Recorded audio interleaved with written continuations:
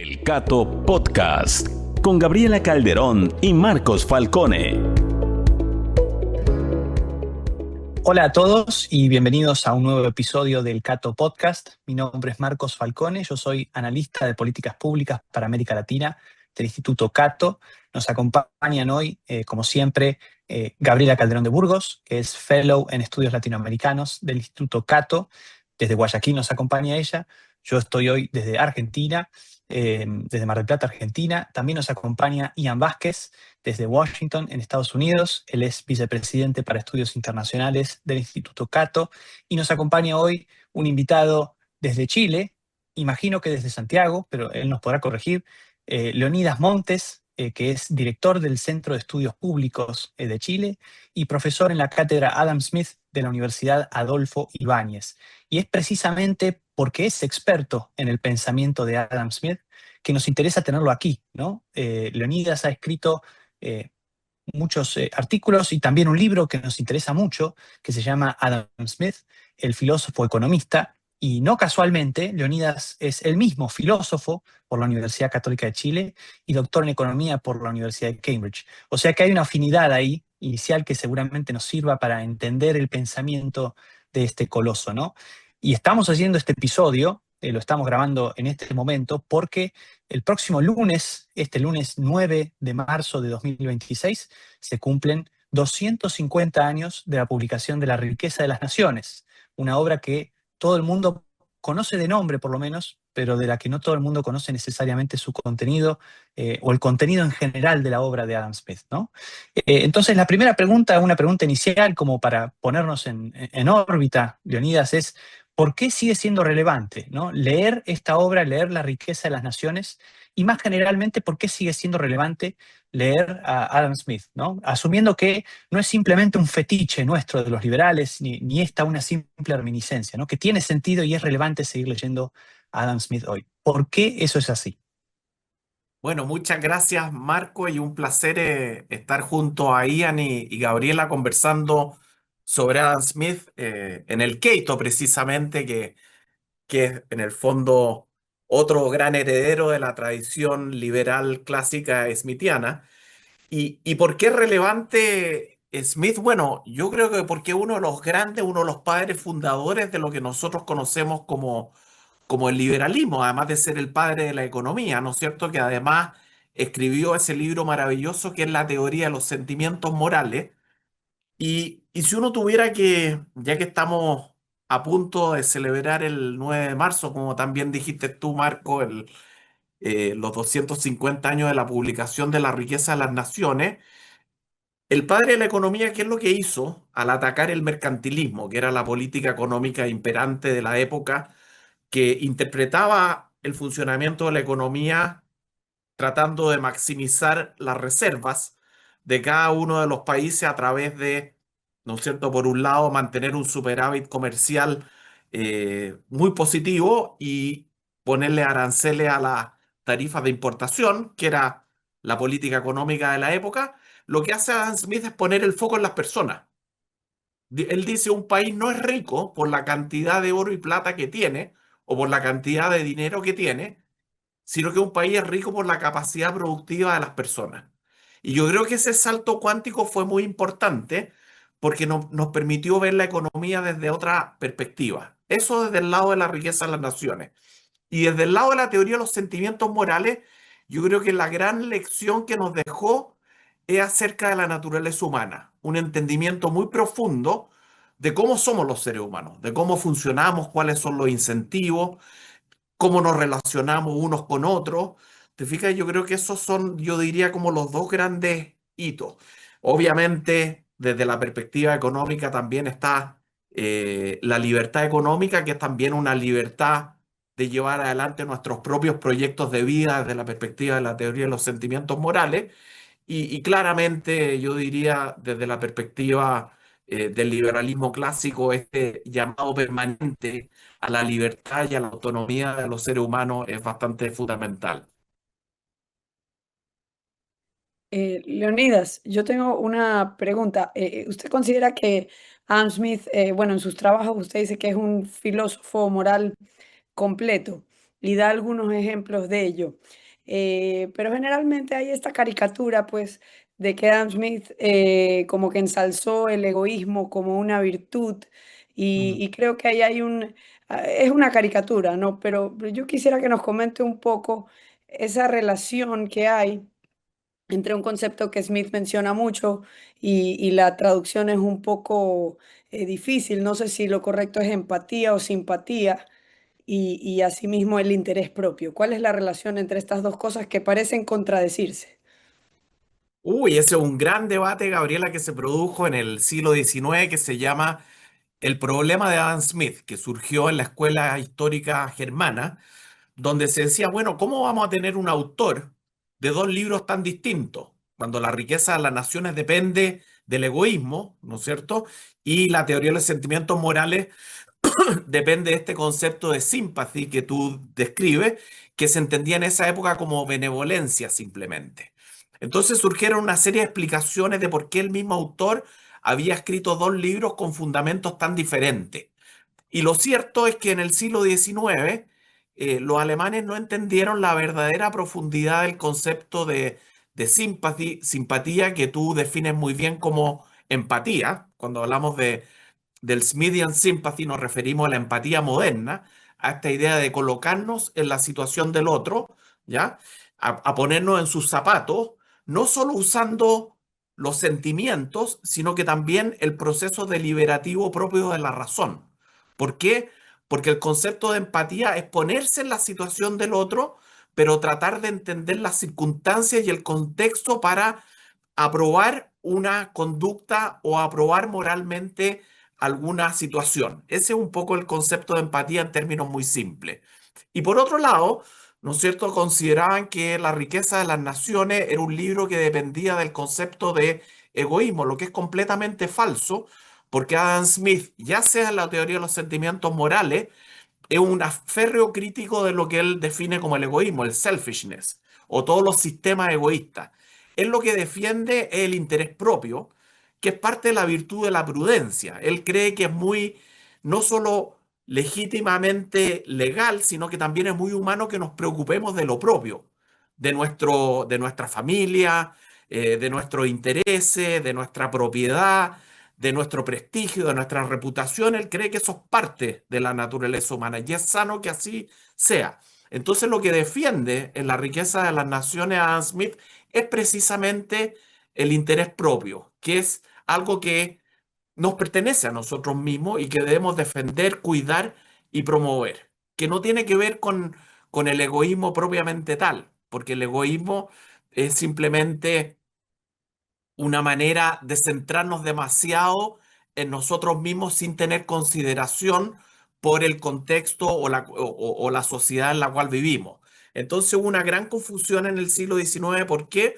Porque no se entendió a cabalidad, y en gran parte del siglo XX, diría yo también, porque no se entendió a cabalidad lo que significaba este concepto de sympathy, que es la empatía moderna, y no se entendía que el self-interest era distinto al egoísmo. Entonces yo creo que esa es la gran diferencia.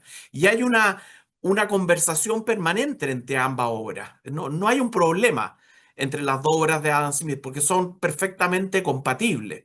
En ningún lado, aunque es cierto que en La riqueza de las naciones no se habla de la simpatía o de la empatía, también es cierto que en la teoría de los sentimientos morales hay una gran defensa o una férrea defensa del self-interest, pero no son incompatibles.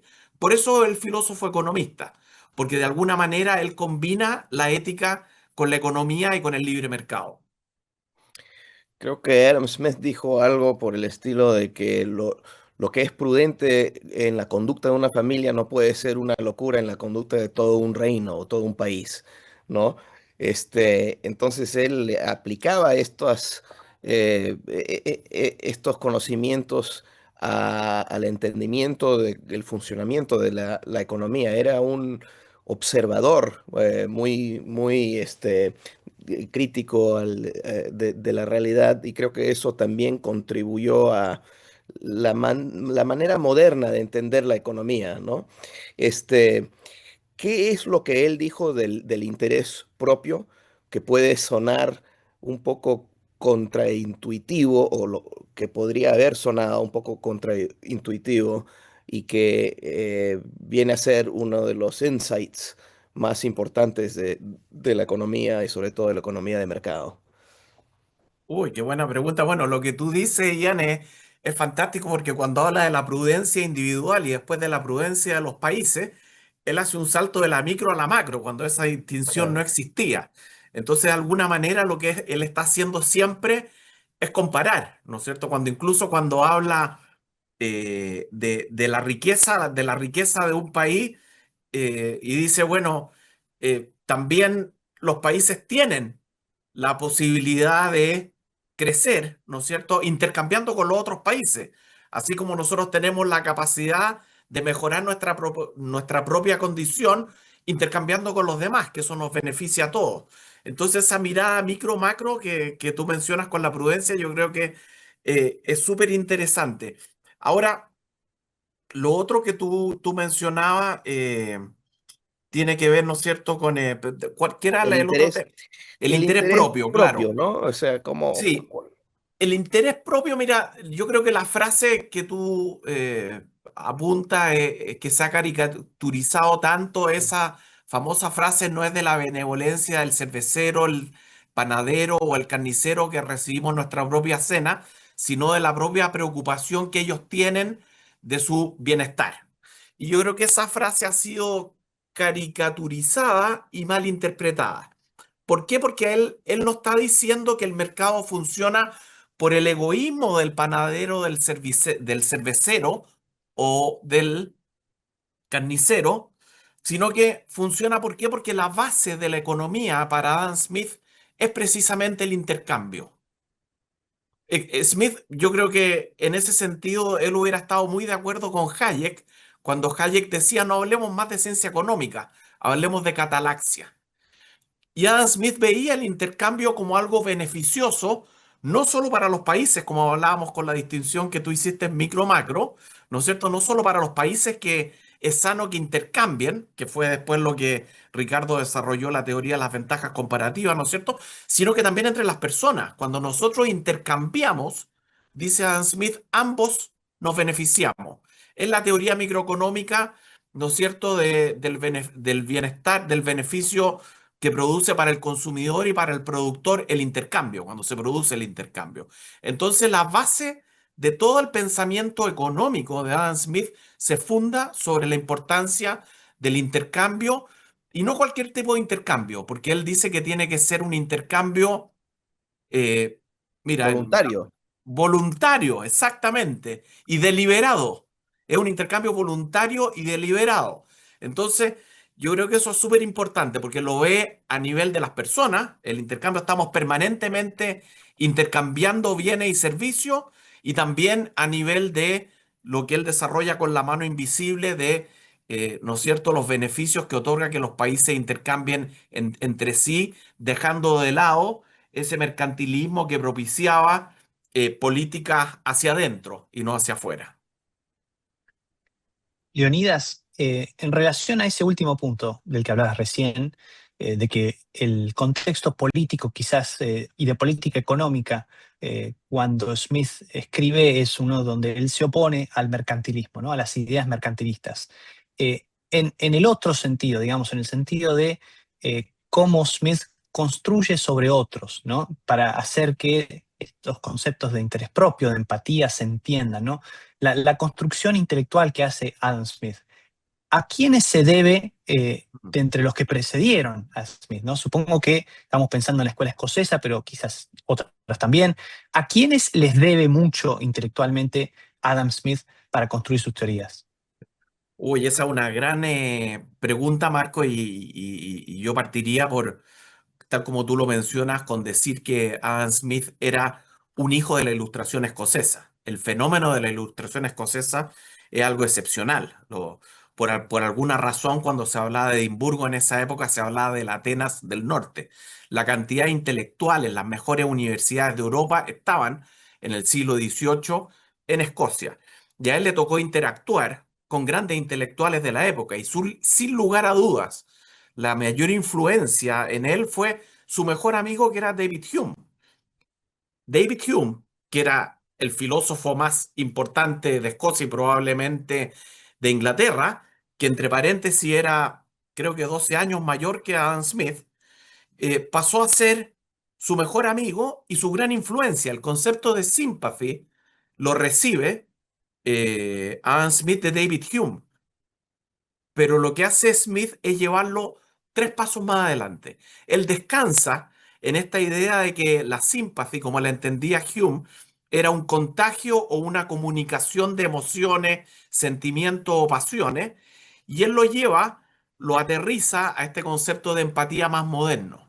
Entonces, y a esta idea donde incluye también a Adam Smith esta idea o este concepto del espectador imparcial que le permite desarrollar, ¿no es cierto?, lo que él definía como la simpatía mutua, cuando se conectan los sentimientos y las razones entre las personas para desarrollar su teoría moral que en esa época pasó al olvido. Recordemos que la teoría de los sentimientos morales pasó a integrar los estantes de muchas bibliotecas y a empolvarse por una razón muy simple, porque en esa época estaban los dos grandes filósofos que tenían visiones contrapuestas. Kant, por un lado, con su deontología, y Jeremy Bentham con el utilitarismo. Por un lado, las consecuencias y por otro lado, las intenciones sujetas a la razón. ¿Ya? Entonces desapareció la teoría de los sentimientos morales y yo te diría que recién en los últimos 40, 50 años había un renacimiento de la importancia de ese concepto de empatía. Pero dentro de la tradición liberal, yo creo que Adam Smith tiene también una tremenda deuda con John Locke. A mí no me cabe duda de eso. John Locke fue con su concepción de lo propio, de la propiedad privada, ¿no es cierto? De la importancia de los contratos, etcétera. Yo creo que fue una gran influencia, aunque Smith no era bueno para reconocer algunas de esas influencias. Yo creo que él es parte de toda una tradición liberal que me atrevo a decir que viene desde Aristóteles y los romanos hasta llegar a Adam Smith, que la aplica, por así decirlo, a la economía. Y hablando del concepto de la propiedad privada en Adam Smith, ¿qué implicaciones tiene para la micro y para la macro? Y no solo eso, sino que cómo se ve eso como un hilo conductor, tal vez, si es que lo es, entre la teoría de los sentimientos morales y la riqueza de las naciones. Yo creo que esa muy buena pregunta, Gabriela, y hay una relación muy estricta. ¿Por qué? Porque la propiedad es algo sagrado, según Smith, ¿ya? Y la propiedad está en la teoría de los sentimientos morales cuando él habla de este concepto de propriety, ¿ya?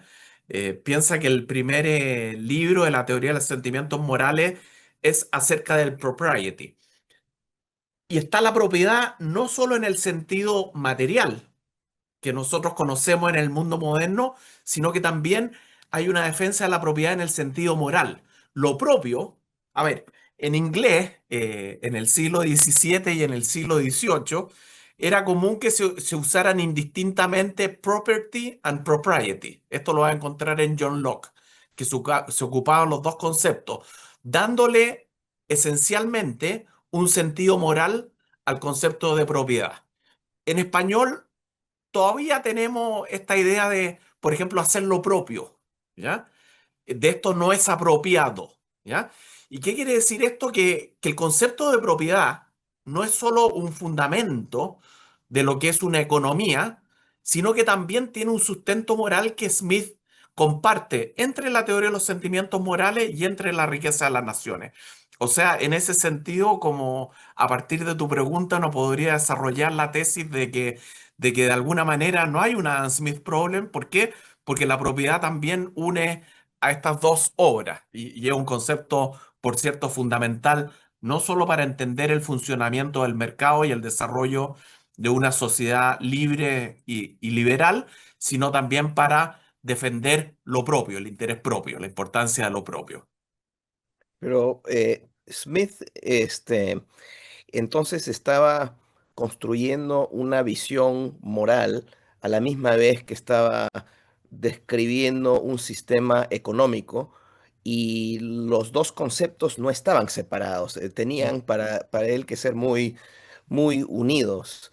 En la riqueza de las naciones hay un montón de grandes temas, no solamente el interés propio, hay el concepto de la división del trabajo, de labor, la importancia del libre comercio, el papel del Estado, qué debe ser, qué no debe ser, el orden espontáneo, hay grandes, grandes temas y todos esos son en realidad temas que él usa para explicar la riqueza de las naciones, cómo un país puede crear riqueza a la misma vez que mantiene un sistema moral, me parece. Uy, eso, Ian, yo creo que es muy cierto cuando tú hablas incluso de la división del trabajo. Es un concepto mucho más amplio que la propia especialización. ¿Por qué? Porque la división del trabajo también tiene que ver con la idea, es un concepto mucho más profundo, con los roles del Estado, diría yo también. Cuando tú hablas cuando claramente él define cuáles son los tres roles del Estado, hace un cambio copernicano también en qué sentido. En que él de alguna manera, hasta esa época, esto es una cuestión de la ciencia política que voy a meter entre medio, pero en esa época todavía la política o la ciencia del legislador seguía siendo un poco normativa, por así decirlo. Y lo que hace Adam Smith cuando habla de los roles del Estado es partir de la base económica, parte de los gastos. ¿Ya? Él hace en el libro quinto de la riqueza de las naciones son de los gastos del Estado o del Commonwealth, dice él. ¿Y en qué tiene que gastar? Bueno, en defensa, ¿no es cierto? En la justicia y en los bienes públicos y obras públicas. Eso es. ¿Ya? Y después viene cuáles son los ingresos, los taxes, cómo recolecta el Estado. Entonces la mirada de la política de Adam Smith es completamente, es muy económica, que eso lo hace muy, muy moderno también, es public choice al final del día. Y eso lo hace interesante. Y lo otro que mencionas tú, esa combinación entre moral y economía, porque la economía del libre mercado, el intercambio, tiene también una componente moral. El hecho de que nosotros intercambiemos, de que los países se conozcan, este concepto de catalaxia que desarrolló, ¿no es cierto?, Smith, de que en el fondo la idea de los griegos de que cuando dos países comercian, dejan de ser enemigos. Hay más posibilidades de que sean amigos. Es lo mismo que pasa con las personas. El intercambio nos une, nos hace aprender, nos permite desarrollarnos. Y yo creo que eso es bien fundamental. Hay una componente moral en la visión del mercado de Adam Smith, que obviamente es una economía libre. Él defiende la libertad de las personas, también la libertad de los países, que es un tema fundamental. Entonces yo creo que eso es realmente algo único y muy moderno y que sigue dándole vigencia al pensamiento de Adam Smith en estos tiempos tan complicados que enfrentamos, ¿no? A mí me parece muy interesante Smith como personaje, ¿no? Porque trabajó en aduanas y era un gran crítico de las barreras al comercio. Y en una época, de cierta manera, tal vez, como dice, adelantado a su tiempo, ¿no? Y él, en un libro recientemente de Easterly, destaca particularmente a Adam Smith mucho y habla de, digamos, de estas críticas que para mí, porque no soy experta en Adam Smith, a mí me llamó la atención que ya en ese momento él era un gran crítico del derecho de conquista sin el consentimiento. Y ahí tal vez se puede ver, aunque no creo que no lo menciona Easterly, esta relación entre Smith y John Locke. Pero la pregunta va más bien por el lado de qué tenía que decir Smith en su obra en ese momento sobre los temas más controversiales de la época, ¿no? O sea, el mercantilismo, la esclavitud, la colonización, porque son temas que después, incluso un siglo después, siguen siendo temas de debate. Digamos, como que, y poco se ha descatado, digamos, destacado lo que él tenía que decir acerca de eso. Oye, ese tema, Gabriela, yo creo que es súper interesante y así como se cumplen 250 años de la riqueza de las naciones y se cumplen 250 años de la independencia de los Estados Unidos, hay una relación muy estrecha entre lo que dijo Adam Smith, no solo la influencia que tuvo Smith y Hume y la ilustración escocesa en los Founding Fathers, que eso es algo que todos sabemos. Estados Unidos le debe mucho a Adam Smith, a David Hume y a la ilustración escocesa. Son cosas que van muy ligadas en términos de entender la naturaleza humana y entender la sociedad y la importancia de los check and balances. Yo creo que eso viene de esa preocupación que tenían estos escoceses con las facciones, con las diferencias y con la importancia de la competencia y de la libertad, ¿no? Y me recuerda que, fíjate que la riqueza de las naciones termina con un llamado en el año 1776 a que Gran Bretaña deje las colonias americanas diciendo, los ingleses creen, en Gran Bretaña se cree que hay un imperio, pero eso es una utopía, es un sueño. Y hace un llamado, termina con un llamado a la libertad, a que las colonias sean libres. Y eso en esa época era muy atrevido, así como muchas de las cosas que dijo Adam Smith, que era muy atrevido. Y fíjate que me recuerda un tema importante con toda esta corriente que se produjo hace poco del cancel, ¿no es cierto? De que en muchas universidades, grupos de jóvenes se dedicaron a cancelar a diversos autores, fíjate que hay una ironía. Kant fue cancelado. Hume también fue cancelado porque creo que había un pie de página donde él le había prestado plata a un dueño de uno, eh, creo que le prestó plata a un amigo que tenía esclavos y por otro lado hay un pie de página que era racista, etcétera, etcétera. Rousseau fue cancelado, con buenas razones a mi juicio. Pero fíjate que al único que no cancelaron es al padre del libre mercado y a uno de los padres del liberalismo.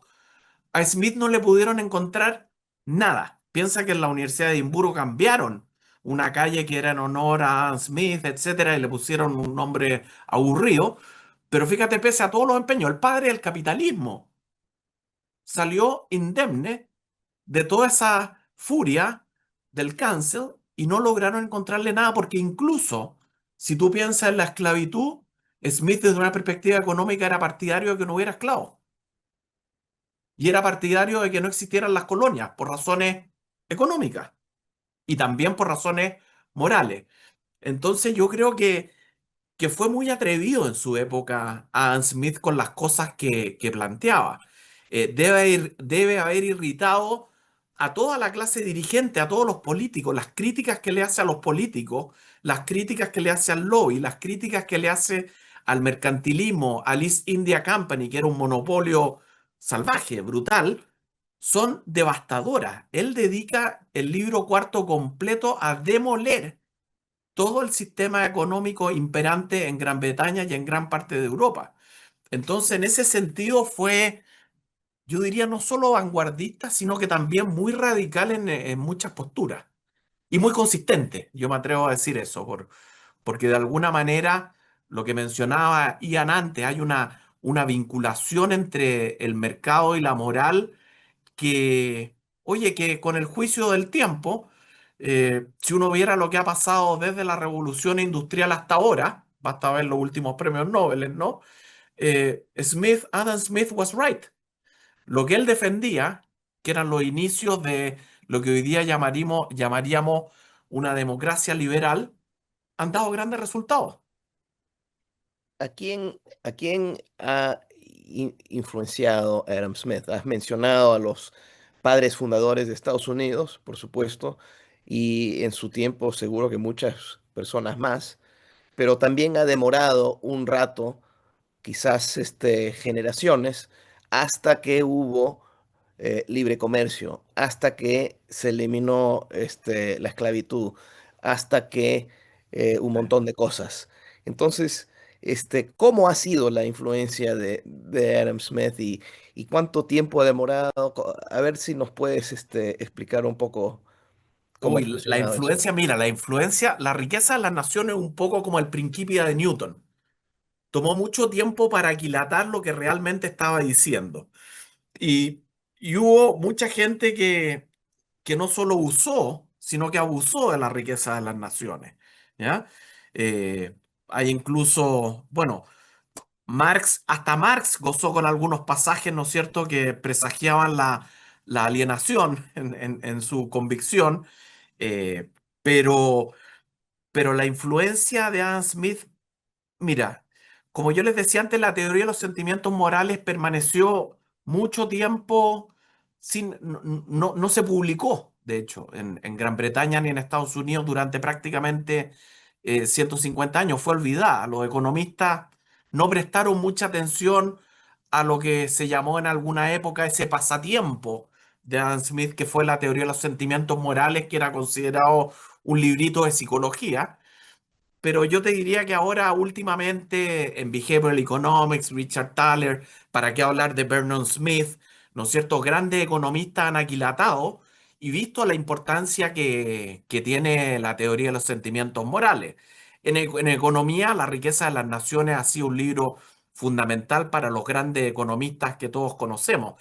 Quizás quien mejor comprendió la mano invisible, y creo que tú mencionaste esa idea de la generación espontánea previa, fue Hayek. Hayek entendió la mano invisible perfectamente a la luz de su idea de la coordinación y de las unintended consequences, que era el punto epistemológico que estaba haciendo Adam Smith.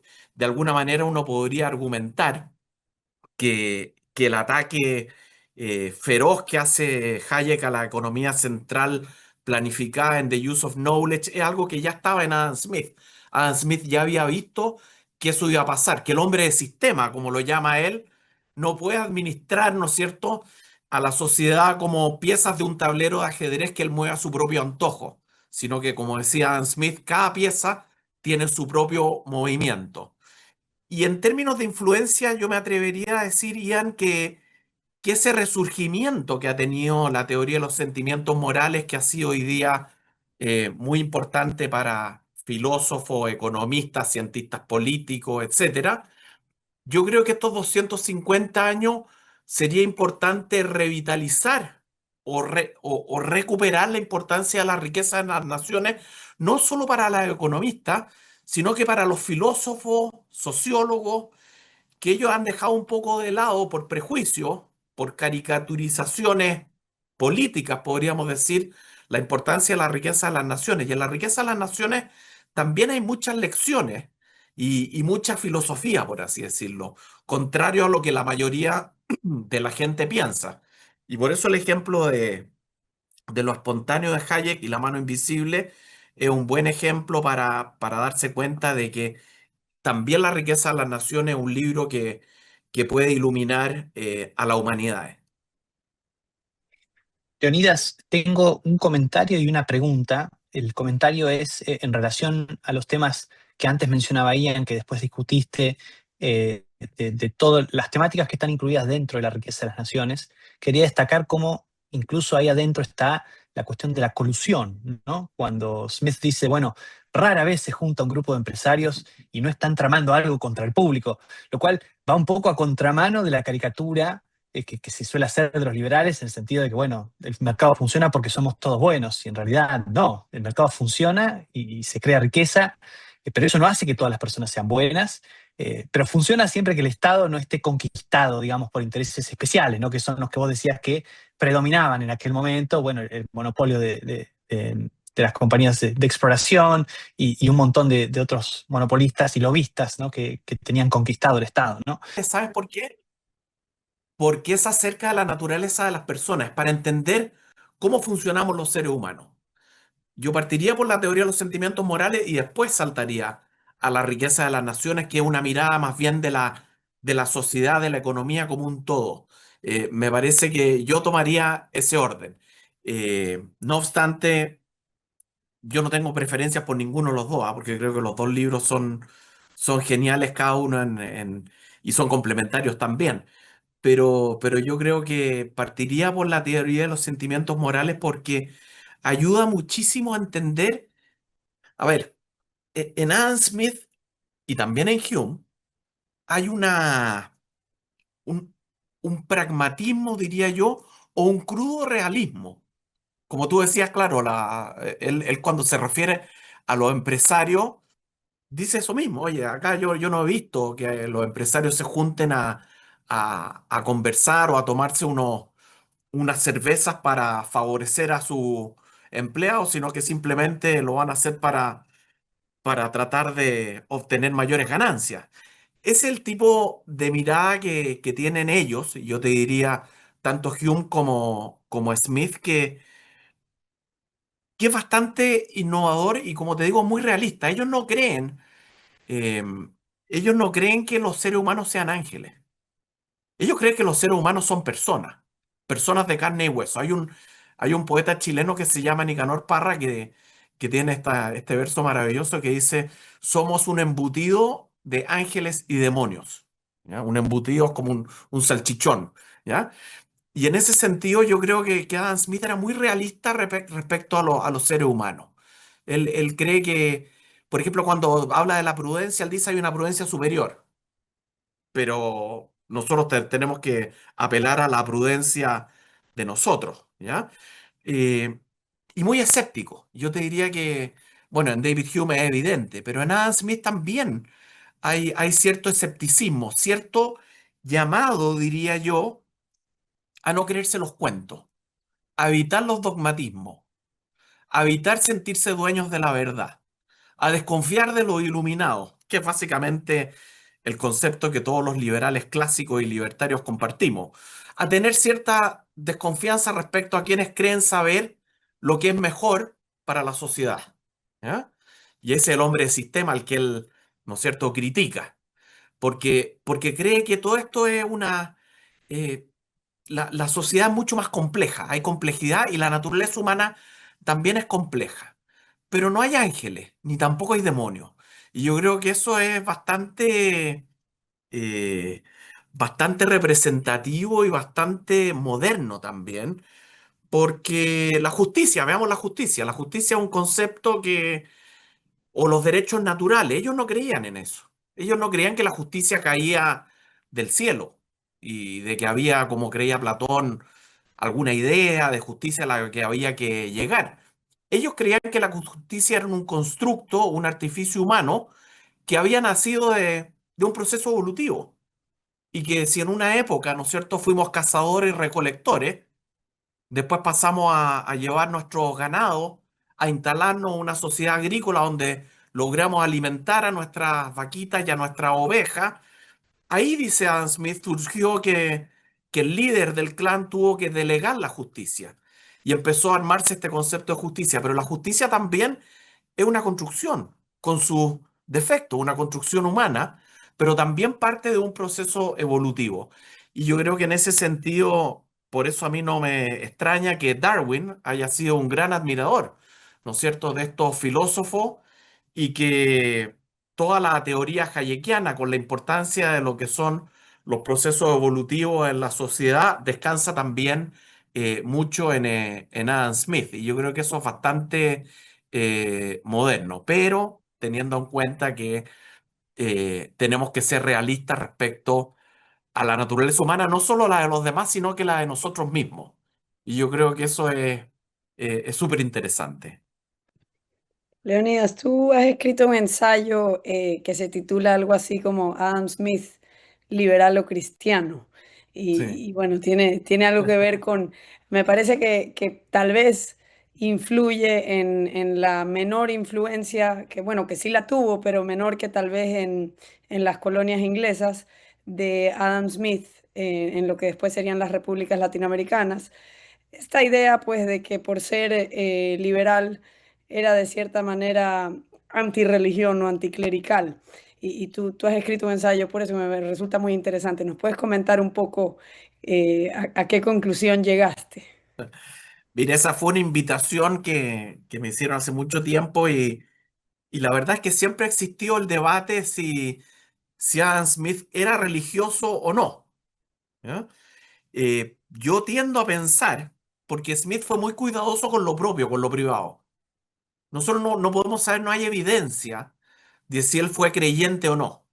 Sí tenemos evidencia de que su madre era muy creyente y que de hecho cuando se fue a vivir a Edimburgo, Adam Smith, él compró una casa muy cerca de la iglesia para que su madre, que murió como a los 90 años, pudiera ir a misa todos los días.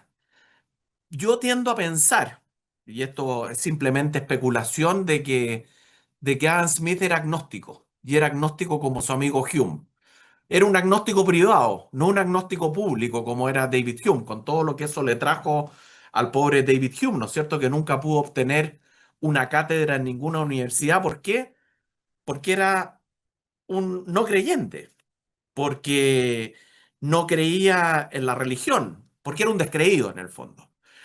Y curiosamente, yo creo que esto es parte de la historia, pero es divertido. Hume antes de morir le deja, que murió el mismo año que se publica La riqueza de las naciones, ¿no es cierto?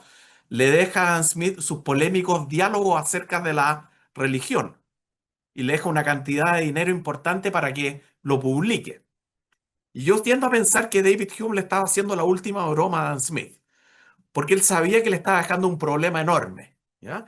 Al final, en las últimas cartas, como que lo exime de esa obligación, de manera muy elegante, como eran en esa época, la correspondencia entre esos dos grandes amigos que fueron, a ver, es maravilloso cómo se despide Hume. La última carta que escribe Hume se la escribe a Adam Smith y la dicta justo antes de morir. Y le dice: adiós, mi querido amigo. Y es una carta maravillosa. Pero lo bonito de esa anécdota, bueno, finalmente ese libro lo publica un sobrino de Hume. Smith le da todo el dinero que le dejó Hume para publicar esa obra, pero Smith escribe una carta chiquitita a su editor que se llama La vida de David Hume, donde él narra lo que fueron los últimos días de David Hume. Y la moraleja es una carta maravillosa que yo recomiendo leerla porque es preciosa. Refleja muy bien lo que fue no solo el carácter de David Hume, cómo murió, porque el mensaje es que él, sin ser religioso, murió feliz. Y eso generó un tremendo revuelo, ¿no es cierto?, en la época. Y Smith fue atacado por defender al infiel, al ateo, al agnóstico David Hume, ¿no es cierto? Y él por ahí hay una carta maravillosa que dice, un, que le escribe un amigo que dice: mira, unos pocos pedazos de papel, refiriéndose a esa carta que le escribió a su editor Strahan, me han traído más problemas y abusos que haber tirado por la borda todo el sistema económico de Gran Bretaña. Porque él sabía que con la riqueza de las naciones estaba tirando por la borda todo lo que se pensaba de economía, pero lo que sufrió el pobre Adam Smith por escribir esas pocas líneas respecto a Hume fue realmente interesante y un bonito reflejo de lo que fue una amistad maravillosa, como lo escribió este libro de Rasmussen, que es muy bonito, que narra esa historia, que es muy bonita, que es una historia, es una amistad intelectual en el fondo y una amistad de corazón. ¿Qué relevancia tiene la riqueza de las naciones hoy en día? A mí me viene a la cabeza un montón de cosas, como por ejemplo, cuando dijo Adam Smith: no hay nada más absurdo que toda esta doctrina del balance de comercio. Este, y claro, sabemos que hoy en día hay movimiento hacia el proteccionismo, no solo en Estados Unidos, pero en otras partes, que muchos de nosotros no habíamos previsto, ¿no? Hace, digamos, 10 años o hace 15 años en el instituto estábamos pensando: "N- necesitamos, necesitamos trabajar todo el tema del libre comercio". Eso es un tema en que todos los economistas están de acuerdo. En eso sí hay un consenso, ¿no? ¿Ya hace falta trabajar eso? No, bueno, sabemos que sí. Pero claro, esa es una cosa que me viene a la cabeza que puede ser muy relevante hoy en día. Em, no sé en qué sentido puedes pensar que la riqueza de las naciones puede ser relevante hoy día. Yo creo que es un libro muy relevante, no obstante, ¿no es cierto? Si, como se enseña hoy día la economía, es la economía neoclásica que viene después de la revolución marginal, eh, lo que nos enseña Adam Smith nuevamente es cómo se combina la libertad de los seres humanos con la libertad de los países. Su defensa del libre comercio eh, de la mano invisible, en el fondo, de que cada uno persigue su propio interés y persiguiendo ese propio interés frecuentemente promueve el interés de la sociedad, yo creo que es un mensaje ineludible, porque lo que él estaba haciendo es decir a todos los mercantilistas, a los que promovían políticas proteccionistas de promover industrias domésticas, porque ahí aparece en ese contexto la mano invisible, es decirle, oye, acá lo que hay que proteger es que cada uno invierte donde le resulta, ¿no es cierto?, mucho más ventajoso, cada uno tiene libertad, pero que haya intercambio entre los países es algo muy natural y muy beneficioso para ambas partes, así como es beneficioso que las personas intercambien, también es beneficioso que haya libertad de comercio y no amarrarnos al proteccionismo por cuestiones geopolíticas, que eran los que predominaban en la época. ¿Por qué en el siglo XVIII, ¿no es cierto? El mercantilismo promovía esta idea de aumentar la reserva. La razón era muy simple. ¿Era por qué? Porque tenían que poder enfrentar guerra, ¿no es cierto? Los ingleses necesitaban tener los cofres llenos de monedas de oro, grandes reservas, ¿para qué? Para enfrentar una eventual invasión de España o de Francia. Entonces había una dinámica de defensa. Ahora, esa dinámica obviamente fue usada y abusada, ¿por qué? Porque después empezaron a fijar tarifas de impuestos, a promover las exportaciones por sobre las importaciones de manera de promover la industria doméstica y eso obviamente no beneficiaba a los países. Lo que decía Adam Smith es que el libre comercio, que es algo que también defendió Montesquieu, ¿no es cierto? Cuando Montesquieu habla del dulce comercio, ¿ya? De esta idea de que el comercio nuevamente es lo que nos permite evitar conflictos, que es la catalaxia finalmente, lo que hablamos al comienzo, es una forma de unirnos también, de preservar. Va a haber conflictos, evidentemente, siempre hay conflictos en economía, siempre hay conflictos, como diría alguien por ahí, donde hay más de un ser humano, ¿no es cierto? La idea del Robinson Crusoe no existe, todos vivimos con otras personas, pero yo creo que el gran legado de Adam Smith es esa mirada realista sobre los fenómenos económicos, sociales y morales, pero una mirada que también tiene un anhelo positivo y una esperanza, que yo creo que siempre está presente. Uno podría decir que en muchos aspectos hay cierto pesimismo en Adam Smith que yo prefiero llamar realismo, pero siempre hay una mirada optimista de que si de alguna manera nosotros logramos cumplir con ese plan liberal que él definía como el plan de la igualdad, la justicia y la libertad, íbamos a tener una mejor sociedad. Y en ese sentido yo creo que su mensaje de ese plan liberal es la vigencia que tiene hasta el día de hoy.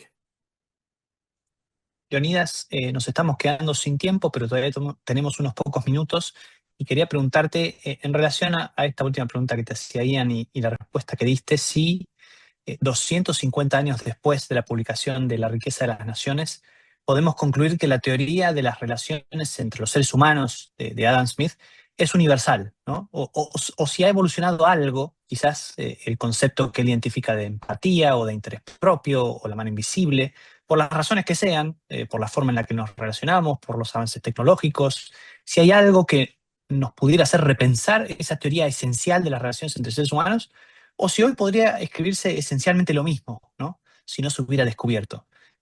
¿Cuál es tu opinión? Uy, qué difícil eso, porque el concepto de universalidad nos puede quedar un poco grande, eh, pero, pero yo creo que el pensamiento liberal de Adam Smith sigue vigente, ¿ya? No solo en términos económicos, como lo hablamos, sino que también me atrevo a decir en términos políticos y morales, ¿ya? Hay una línea de tiempo de la cual Adam Smith forma parte que, que de alguna manera yo creo que se mantiene viva. mucha gente critica y dice, oye, hoy día estamos en el final de lo que es la tradición liberal, viene otra corriente postliberal, hoy día es muy distinto, hay mucho más egoísmo, viene la inteligencia artificial. Yo tengo la esperanza de que si tú ves desde en estos últimos 250 años, el liberalismo como corriente, como forma de pensar, como forma de vivir, ha sufrido enormemente, ha sufrido grandes crisis, ¿ya? Pero finalmente, la libertad de las personas ha prevalecido y el afán de mejorar también, ¿no es cierto?, de alguna manera ha mejorado nuestras propias condiciones. Hay gente que con la inteligencia artificial ve una amenaza tremenda, que prácticamente la especie humana va a desaparecer. Bueno, yo creo que todas estas cosas, en eso yo tiendo a ser un poco más de la línea escéptica, realista y optimista de Smith, de que en el fondo yo confío en que la naturaleza humana logre adaptar todas estas supuestas amenazas y que el pensamiento liberal, como se está viviendo hoy día, siga vigente. Yo tengo esperanzas pese a lo que estamos viviendo hoy día con las sucesivas guerras, con las tarifas que se están poniendo a lo largo del mundo, con este mirarse hacia adentro de los países en vez de estar mirando el conjunto o mirarnos nosotros hacia adentro en vez de ver a la sociedad. Eh, vamos a, vamos a seguir adelante. Como decía alguien por ahí, yo creo que Adam Smith is still alive and kicking. Así que esperemos que estos 250 años nos sirvan para recordarlo, valorarlo y repensar muchos de los desafíos que tenemos hoy día, que no son menores. Bueno, Leonidas, muchísimas gracias por estar acá con nosotros. Creo que hemos tenido una conversación espectacular, que seguramente podemos continuar en otro momento. Y gracias también a los que están del otro lado, en la audiencia. Los esperamos la próxima semana con un nuevo episodio del Cato Podcast. Muchas gracias. Gracias, Muchas Leonidas. gracias por tan buenas Muchas preguntas. gracias. El Cato Podcast con Gabriela Calderón y Marcos Falcone.